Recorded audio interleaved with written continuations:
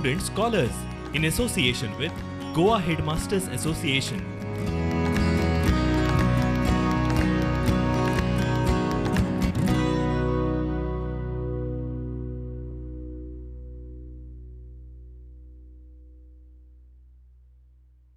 नमस्कार। आज हम 10वीं कक्षा का गोवा का जल पर्यटन और सुरक्षा यह पाठ पढ़ने जा रहे हैं। पाठ के लेखक हैं श्री राजेंद्र केरकर जी, जो सत्तरी तालुका में रहते हैं और प्रकृति और पर्यावरण के रक्षक हैं। वन्य जीव संरक्षण में उनका बहुत ही योगदान रहा है। पाठ की शुरुआत करने से पहले मैं कुछ साल पहले एक घटी घटना का कथन यहाँ पर करना चाहूँगी। बहुत साल पुरानी बात है। एक परिवार था जिसमें 2 भाई, उनकी माँ और बेटी रहती थी। हंसता खेलता हुआ परिवार था। आपको पता ही होगा कि गर्मियों के दिनों में क्या हाल हो जाता है। हर कोई व्यक्ति समुद्र के किनारे जाना पसंद करता है। उसी प्रकार से इस परिवार ने भी एक पूरा दिन समुद्र के किनारे मनाना चाहा। अपने दोस्त परिवारों के साथ वे सब समुद्र के किनारे चले गए। जाते समय उन्होंने पूरे दिन का खाना भी ले लिया। जो परिवार या मित्र गए थे उनमें बुजुर्ग औरतें थी या पुरुष थे, बच्चे थे। पानी में नहाना तो सबको ही अच्छा लगता है और बुजुर्ग लोगों का यह कहना है, यह मानना है कि गर्मियों के दिनों में जो खारा पानी नहाया जाता है उससे उनका रक्त का प्रवाह अच्छा हो जाता है। जो वेरिकोज वेन्स होते हैं उन्हें आराम मिलता है, नहीं तो वो पूरे साल भर दर्द करने लगते हैं। तो जो बूढ़ी औरतें थी उन्होंने वहाँ पर नहाना पसंद किया। दोपहर के खाने के बाद जो पुरुष थे उन्होंने मद्यपान भी कर लिया। बच्चे तो अपने ही मस्ती में मस्त थे। पूरा दिन अच्छा कट गया। शाम होते ही सबको घर आने का समय तय करना पड़ा। मन नहीं था, फिर भी घर आना था। उनमें से एक पुरुष व्यक्ति जो था उसने उस समुद्र के किनारे आखिरी बार पानी में डुबकी लगानी चाहिए। सब लोगों ने तो मना कर दिया, लेकिन वह अपनी जिद पर अड़ा रहा और अपनी ही मनमानी करके वह पानी में चला गया। बहुत देर हो गई, वह व्यक्ति वापस नहीं आया। सबको चिंता होने लगी।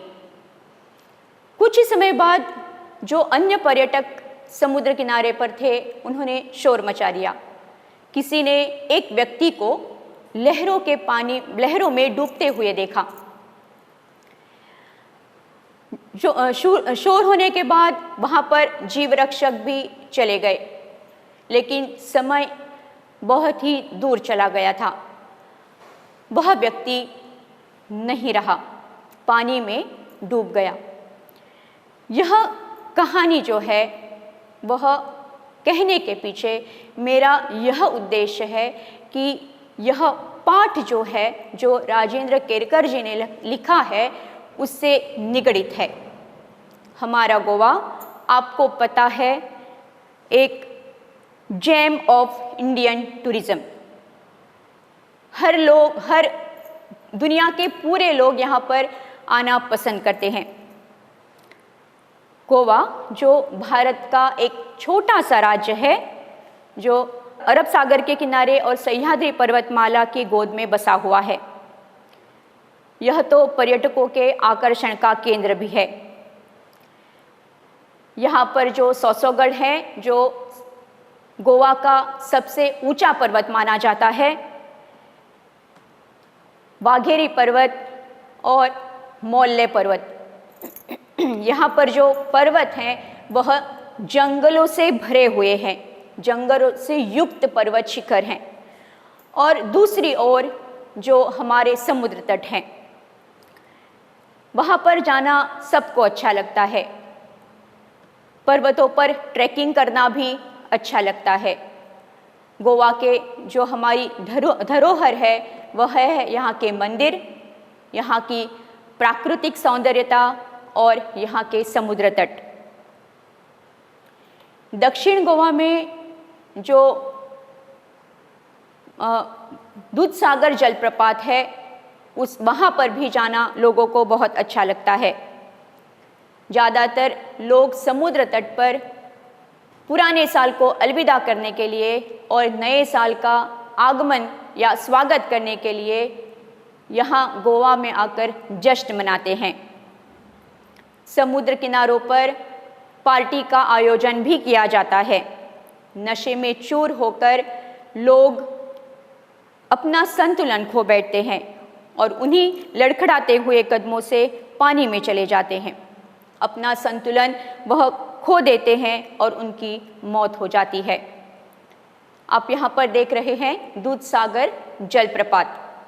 समुद्र तटों पर पैराग्लाइडिंग का आनंद लूटते हुए पर्यटक भी हमें नज़र आते हैं।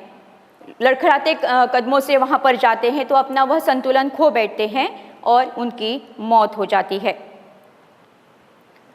आप यहाँ पर देख रहे हैं कि नशे में चूर होने के बाद पानी में कैसे पर्यटक खेल रहे हैं।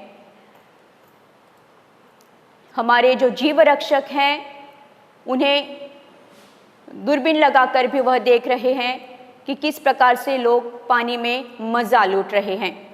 कोई आपत्ति तो नहीं आने वाली है, पर जीव रक्षकों के सूचना देने के बावजूद भी लोग किनारों पर नहीं आते हैं और पानी का मज़ा लूटते समय पर्यटक अपनी जान गंवा बैठते हैं।